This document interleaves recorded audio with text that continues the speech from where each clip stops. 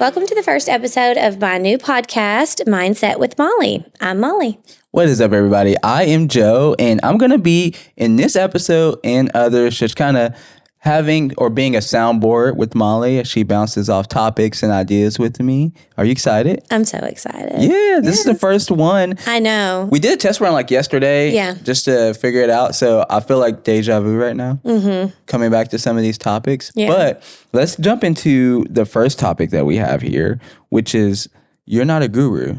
Absolutely not. I thought you were. You know, I would love to be, but as everyone knows, things evolve constantly. And in order to stay on top of market trends and business, I think that it's hard to always be labeled as a guru. And being new to the area too, there's so many other people that could take that name. So you're not the real estate queen around here is basically what you're saying? I'd love to be. You'd love to be? Yeah. Okay, so I'll give you the title until someone else comes and takes it from you. I thought you called it a goat yesterday. Yeah, you can be the real estate goat. Okay. Or you can be the queen, whichever one you want. I guess goat, then you're competing against the real estate guys as well, though. Oh, that's true. Let's just stick with queen. Yeah. Okay, Erica's going to come for you now. I know, right? Wait, no. No, but it's Justina. Justina. It's not Erica. Yeah. Okay. Oh, my gosh. No. Okay, what are you saying? She's the queen bee. Oh, queen bee. There we go. You know what's so funny is when I first met them in my introduction to HG, which is actually a good point for you to talk about right after this, kind of how you got connected with HG. Absolutely. But when I first met them, I told my wife, Lauren, that I'm going to the castle to see the princesses because the building is just like, it's a whole thing. You know what, though? It is a stunning building. Yeah. The architecture is amazing, and it was just really well thought out. But I can see where some people would think it was a little intimidating, but that's not. The people inside of it are not. Yeah. They're so warm and so welcoming. Everybody is. So, including you, right? Absolutely. Yeah. So how'd you get in there? So we relocated to Fort Smith, and I already had my license here in Arkansas. Initially, I started real estate when we lived in Ohio, and I am from Arkansas. So when we relocated back here, I had reciprocity. So I still had to take the state exam, and I started my journey in Hot Springs, which is where I spent most of my adult life.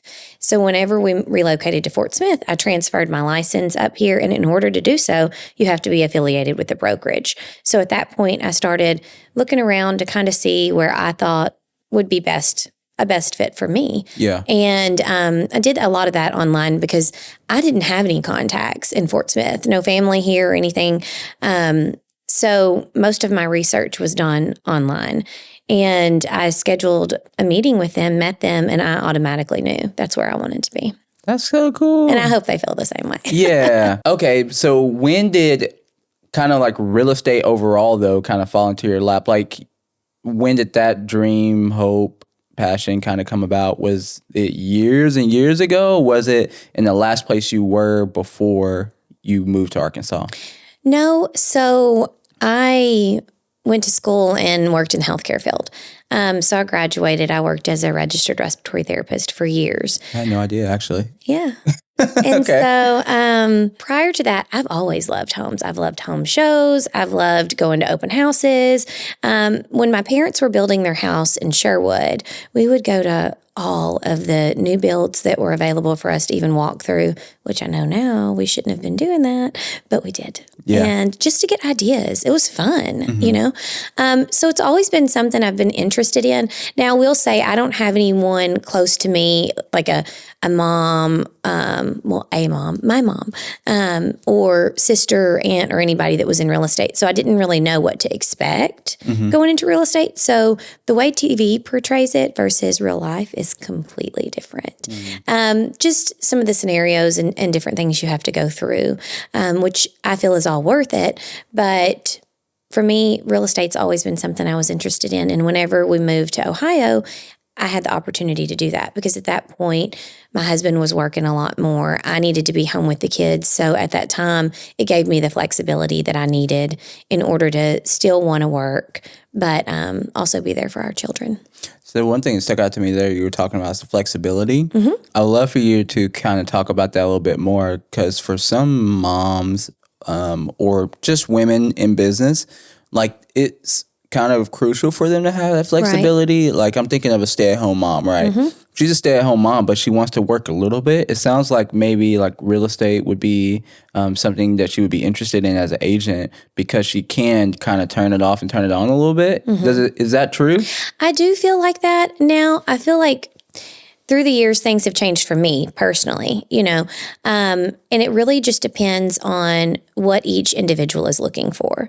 So if they're going to put in the time, even if they're at home, in real estate, to keep up with the market, to keep up with contacting people within their sphere or growing that sphere, you can do that from home. You don't have to do it from an office in a brokerage. You do need to go to your trainings and everything that your brokerage has, because it's important to keep up with all of the changes that are going on, and just to continue to have those connections within your brokerage as well. So yeah, I do think being a stay-at-home mom, you could definitely do real estate. I wouldn't say necessarily doing it part-time is a good idea, just because you're doing injustice to your clients. Mm-hmm. Because you didn't start specifically with real estate, it sounds like, it kind of just made its way into your life. So is that one of the reasons why also you're saying you wouldn't necessarily say you're the guru? Because there are some people who, like, this is their life, their father, their mother, like this is their family business. They've been doing this forever. Mm-hmm. But for you, it's like kind of a little bit more newer to you in life than it was with what you were doing before as a therapist. Right. So I think that, like, similar to what you're saying, I didn't have exposure to it for generations and generations like most people do, but that doesn't mean that I don't love it as much as they do, and I feel like working in healthcare and then switching over and working in real estate, obviously in healthcare, you're taking care of patients, and in real estate, you're taking care of clients. Okay. So I'm still nurturing them and taking care of them. So I can view things hand in hand from one thing to the next, even though it's from one extreme to the next, if that makes any sense. As far as being a guru, I think that just makes me uncomfortable, because I don't want to ever seem like I know everything. I know some. I have a lot of resources that I love to share with people, but I don't want to ever come off as I can't learn something new, So a guru to me is someone who obviously is doing really well, but also feels like they may know it all. And I don't think I'll ever be a guru, because I don't think I'll ever know it all. If that does that make any sense? Yeah, it definitely makes sense. Okay. So you're still learning, but I think also a lot of times what maybe the gurus don't even say themselves, but like if you know gurus who are in that field, that they're also always learning. They've just learned more than others at that point. That's why they're considered the guru. Mm-hmm. But that being said, what have you learned which makes you feel comfortable enough to say, hey, I have enough knowledge to get someone somewhere to have a podcast and talk about it? Yeah. As I mentioned, I started my real estate journey in Ohio, and then we relocated here back to Arkansas, and we moved to North Carolina briefly. So I did real estate there briefly as well. So I have knowledge in 3 different states, which I think is very valuable. Mm-hmm. Things are done differently from state to state. As far as Arkansas, since I'm from Arkansas, I have a lot of connections and resources and everything. Although I'm not from Fort Smith, I've developed those as well. And as we were talking about yesterday briefly, I think it's important to, be part of the community. And as far as the guru sense, I think that it's important to always, whether you're brand new in real estate or you've been in real estate for 20 plus years, be that resource for other agents as well. Mm-hmm.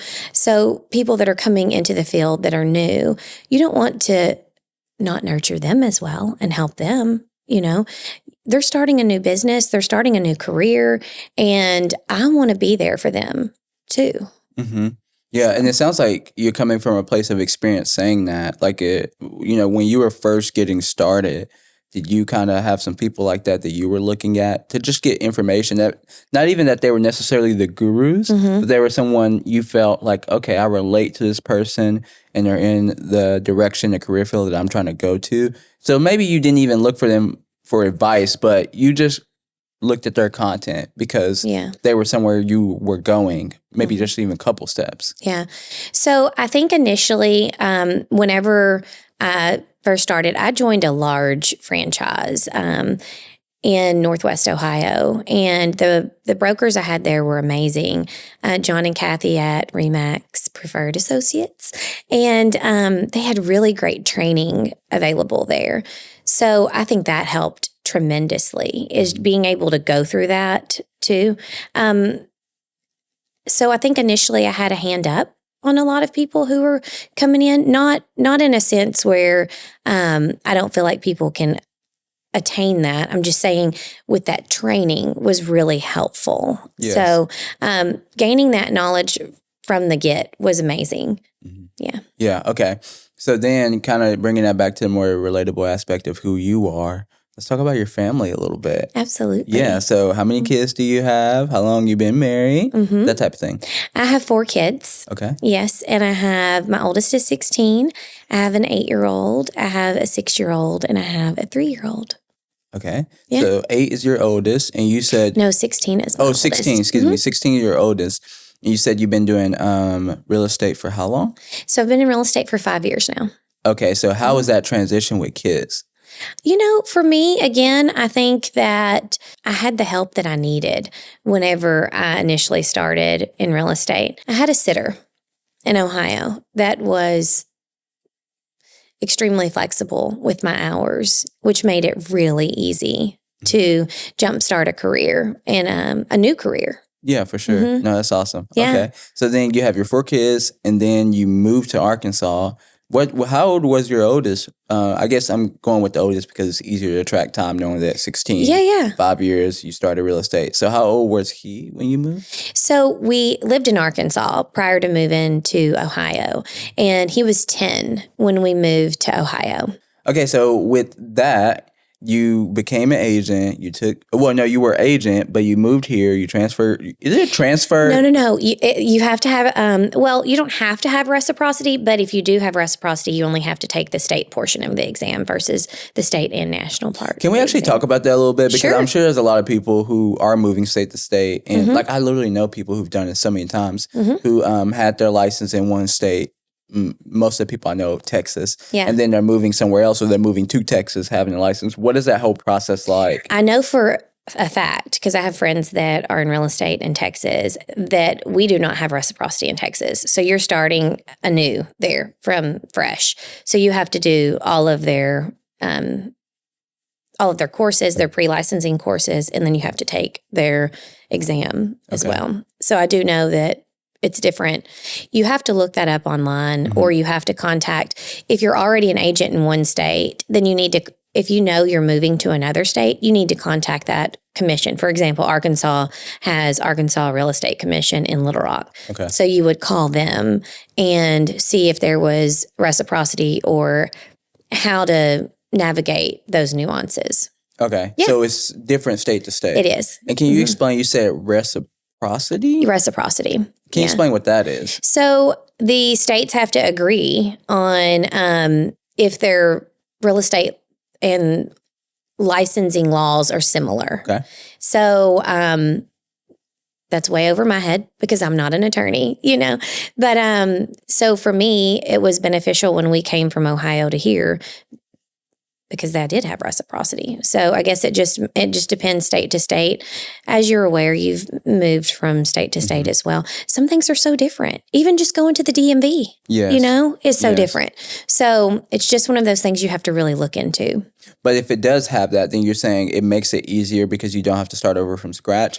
You don't have to redo your pre-licensing courses. Okay. And then you don't have, so there's 2 portions to the exam, the state portion and the national portion. So if you have reciprocity, more than likely, you only have to take that state portion. You still have to fill out all the applications, do your background check and everything as well. So in some cases, if someone's wanting to get started and become an agent, but they know they have a move coming up, it may be better for them to wait. Absolutely. And do that unless it does have like those easy transition things. But honestly, even overall, depending on how long it takes for them to move, it sounds like it just may be easier for them to wait and do it all in the same state they're going to move to. But I guess if they know they're moving within 6 months, right, I'd say hold off. But if it's a year or more, go ahead. Do your pre-licensing, join a brokerage that fits you and whatever you're looking for, because there's so many different ones out there. There's franchise, there's boutique brokerages. So you have to really find what your niche is, I guess, whenever you're joining a brokerage. And then you're gaining knowledge in another state that's beneficial. I felt like it was extremely beneficial for me. So I guess it just depends what the timeline looks like whenever you're relocating. Okay, so thinking about real estate like a corporate ladder a little bit, like, a lot of times in these corporate companies, people think of climbing up the corporate ladder, right? Yeah. And so in real estate, if you're starting off, you're an agent, what does the actual incline look like? Like, where do you go if you want to go up? Mm-hmm. What steps are there? Like, what are the titles of those? Well, as you know, you pretty much are an independent contractor, So, again, make sure you join a brokerage that you love, that you've got a connection with, whether it be you're starting out new and you're wanting that additional training, or you've been an agent for a few years, you have your sphere, you know what you want, and you're going to a different place. And sometimes this conversation could get a lot deeper depending on, fees, et cetera, with different brokerages. And I don't really want to touch on that. But as far as climbing the ladder, as a real estate agent, as a realtor, some brokerages allow you to do, to be like a mentor, and help train new agents as well. And then if if you're an agent in Arkansas for 2 years and you do multiple sales and you decide, you know what, I want to take that next step, and you want to become a broker, then you can take your broker's pre-licensing courses as well, and then fill that application out and whatnot, and send it into the commission and sit for your exam too. So it depends on your brokerage again, because I don't want to speak on things because I don't own the brokerage, you know.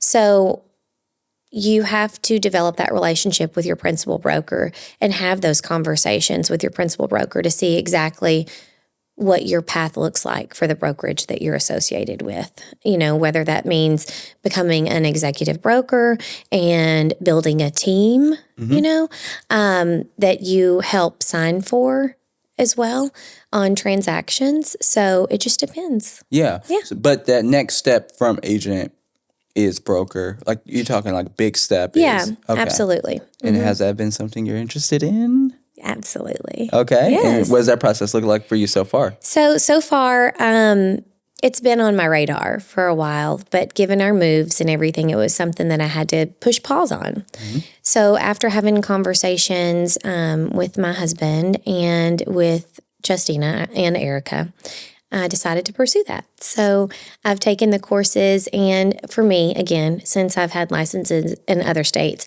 I had to reach back out to those states and get letters of good standing, and then gather all of those materials and send in my application to the Real Estate Commission for them to approve everything. And again, that means a background check and everything. Even though I'm already working and I have an active license, I still have to get my background check again. Oh, wow. And so I have to wait on them to process everything in order for me to schedule my exam. Oh, yeah. Wow. Okay. So to become a broker just sounds like it's a little bit more intensive. It's more hours. Process. Well, it's the process in Arkansas. I think it's 60 hours in Arkansas to do your pre-licensing sales. And it's 60 hours to do your pre-licensing broker. So hours to hours, it's the same, but it's a lot more responsibility. Okay. Yeah. And can we actually talk about the responsibilities of an agent and a broker, like individually? And I want to do that because, this is the first podcast. I think it's important to kind of give some definition to some of these terms for someone who may be listening who absolutely knows nothing, but they're interested. which I'm sure they are. We see you out there. Or I hope you hear us out there. We hope we see you out there. So let's start with agent. Let's kind of define what some of those responsibilities of an agent are. So as an agent, you have several responsibilities. You have, your fiduciary responsibilities for your clients. And there's a long laundry list of things for them in order the knowledge that they gain. Knowing how to fill contracts, knowing how, what forms to use when. And as a broker, as a principal broker, you hold the utmost responsibility because everybody falls underneath you, even the executive brokers. And some people are executive brokers but still don't sign for themselves. So everything looks a little different, and that, again, depends on your principal broker and what they're going to allow for you to do under your license and under their license. But the business structure of it all is pretty unique, and correct me if I'm wrong, because like traditionally in a kind of a workplace environment, like you would see like the leader or like the CEO or the boss or whoever it is, the company owner, and they are actually employing all these people who are under them. However, in a broker, it's not that. Actually, the broker themselves and all of the agents are self-employed, basically. Is that correct? Yeah, they are. They're independent contractors, but in order to be associated with the brokerage had to allow you to be part of it. So it's not like you got your license and then you're like, oh, you know what? I'm going to go to Remax, or I'm going to go to McGraw, or I'm going to, I'm automatically going to join the Heritage Group. You have to have those conversations with those brokers and make sure that everything's okay with them and they're okay with you. So it's an interviewing process like any other job, you know. But yes, you still are an independent contractor. You have your own license, but at the end of the day, everything still falls underneath the principal broker's license. So if you're not doing things correctly, not only are you going to be reprimanded, but they are as well. Okay. So they have to stay. So your principal broker, your executive brokers have to stay on top of everything as far as forms and timelines and things like that. So these forms and kind of like all these different things that you're talking about, the contracts and things, are those provided by the broker themselves? And the reason why I asked that is because I'm thinking for someone who's like a brand new agent, I'm sure they went through some training with some of this stuff. But a lot of times in businesses, especially if you're like self-employed or a self-contractor, like we're hiring lawyers to create these forms for us. And then after those forms are created, then we're using them. And so I guess is the broker similar. doing that on your behalf? They're getting the forms checked by the lawyers. So then they're just providing it for you to use? So the forms have already been approved by attorneys. Okay. And then you, depending on where you go to do your pre-licensing for a new agent, for example, you learn a lot in those courses. But just like any other job, there's on-the-job training as well. And that's why it is important to join a brokerage that has really great training in order for you to know what to do with those contracts. But those contracts are available through your brokerage. They were already approved through an attorney as well. Yeah. Okay. So we're not drafting contracts because we are not attorneys. We are filling in contracts that have already been approved. Okay. But even learning how to do that, because it's multiple pages long, you need to have great training for it. Because the verbiage matters, because you don't want to, again, your verbiage matters because you don't want to act as an attorney when you're not an attorney as well. So No, that definitely makes sense. Okay, let's switch gears a little bit. And not talking about attorneys anymore. I am no lawyer, so yes, absolutely. And let's actually talk about, go back to talking about branding and kind of like an agent's responsibility. Because a lot of times, you meet an agent and they're like, I think all people have a perception that they're like, you say you're looking for a house and they're all over you. You say that, oh, you have this much saved up and like they're ready to. It's just kind of, have you seen the TikToks? I and have. the memes? Yeah. And some people are like that. They are. Like very antsy, very in your face. But all of them do have the responsibility of being outwardly facing. Right. And that's super important for them to be known, to get business, that type of thing. I mean, that's why we're here today for you, like to create content to help you, meet these people in the community who are watching. So that being said, I think that from a personal standpoint, knowing that that is part of the job, you are publicly facing quite a bit. You have to have good mindset and you have to have some personal growth. So can we kind of talk about what that transition was like for you going from, the job you were in before going to now I'm an agent? Did you realize that, you were going to be that much outwardly facing? And what was that transition like for you going on social media and saying, hey, this is who I am. This is what I do? Yeah. No, I did not know that. Okay. As we were talking about earlier, starting our social media accounts, I had Facebook. Whenever they first allowed it for university students to have it and everything, it was fun and, connecting with people and whatnot. But whenever you're an adult or even a young adult switching and starting a new career and everything, social media is huge now. It wasn't like that, and I didn't need that to work at the hospital at all, So I was not ready for, as you're saying, being forward facing. Now, I will say my mindset on that has changed a lot because I see how much it helps your business grow and everything. Hello, that's why you're here. So I think that if you can set a budget for yourself and really, it may take 3 to 6 months when you're first starting, but knowing that that is a crucial point in helping your business grow and making sure you're setting aside the additional funds and budgeting for it, I think it helps tremendously whenever it comes to social media in order to grow your platform or your clients, for people to reach out to you and know that you can help them. You kind of mentioned how realtors are viewed as sharks. Like they're just ready to come after you, and that's not me. That's not me at all. I want people to be able to approach me. I don't want them to feel like I'm pouncing on them in order to gain business. I want to be a resource to them, whether it be, hey, you know what? I'm getting ready to list my house, but I need this, and this done, like a checklist of things. Oh, great. You know what? I've got contacts for a wonderful handyman or someone to come help you do those touch-ups on your paint. Or, you know what? I didn't realize, but I need a plumber to help me fix this toilet or this leak or whatnot. Guess what? I have those. I want to be able to help you through that process, And as far as from the buying side of things, we relocated here. I've relocated to several different places. So I've curated a relocation guide.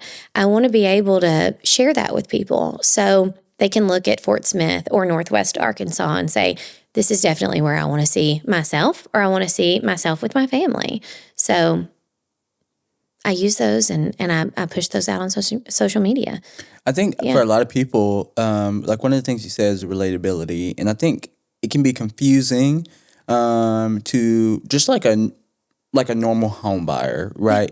Someone who's looking, because they see like, oh my gosh, okay, this person is posting a lot about, they're posting a lot of their face and a lot of them and a lot of, what they do, but they're also saying they're not the guru, and they're also saying they are approachable, but yet like on social media, that person that they see in real life would be quite intimidating.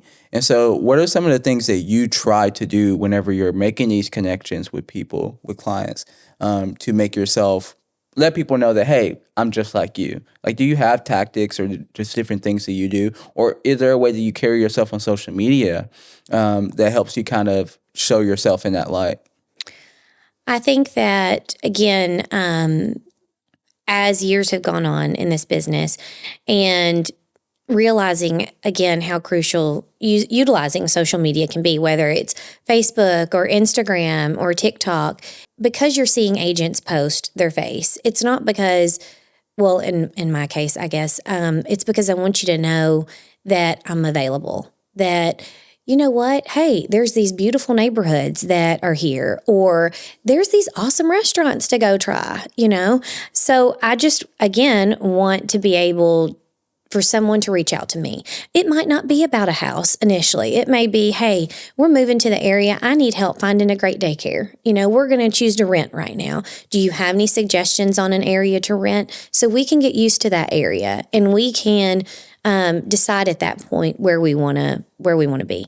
I want people to see my stuff on social media and know that they can reach out to me. They need a daycare. They need to know where to join a gym. Not that I'm a part of one right now, but I know great ones, or I need a good primary care doctor or dentist or whatnot. So I want people to see my stuff and not feel intimidated, to know that I'm just like you are. I'm a mom, I'm a person of the community that's navigating everything. Even if you've been here for 20 years, there's new businesses that I'm sure a lot of people that have been living here for 20 plus years haven't even tried out yet, So I want to be relatable to anyone that's already here or that's looking to be here. So one of the things that you said is that, having a social media is important, but do you think that it's crucial? It's a necessity? And if so, how much? At this point, Joe, I do think it is a necessity. Absolutely. I do. I think that some people who've been in the business that initially didn't start on social media may already have a huge clientele that they're not really concerned about it. But for people who are wanting to continue to grow and evolve, absolutely, I think it's crucial. Wouldn't you say the same thing? Yeah, for sure. Yeah. And I think one thing, and this is for anyone, whether, you're whatever business profession you're in, you hear the phrase a lot, time is money. So one of the things you said is, when you're first getting started, you want to create a budget. But think about it as time. Everyone wants money, really, at the end of the day. If someone has had a lot of money for an extended period of time for most of their life, at the end or towards the middle of their life, once they've utilized the money in every way that they can, really all those people are looking to do is buy time with that money. So in the same way, if you can think about that now, even if you don't have the money for your profession, whatever it is, I think you can think like, okay, I'm going to spend time today because I don't have money yet. So what does that look like? You can get started with social media with your phone. You don't have to hire a videographer. Absolutely. And that doesn't cost you money. It costs you time, right? And really everything costs you time if you think if you follow this kind of mindset I'm thinking about. So just going out and just filming content, whether it's in your house, whether it's at a coffee shop or whatever it is, about stuff that you would be interested in if you were buying your home for the first time. Things that make you more relatable as someone who can be reached out to as a connection point in the community. I think all those things are super important, but a lot of people don't really think about it that way because they're thinking about spending money, not spending time. Yeah, and you know what? You can grab a tripod or you can get a gimbal. And those are still small investments that you might not be able to grab the first month. You may just need to prop your phone up on, a pot or a wall or something. You can sit at your coffee table and grab content. So I'm not necessarily, like you're saying, hire a videographer within the first week of starting.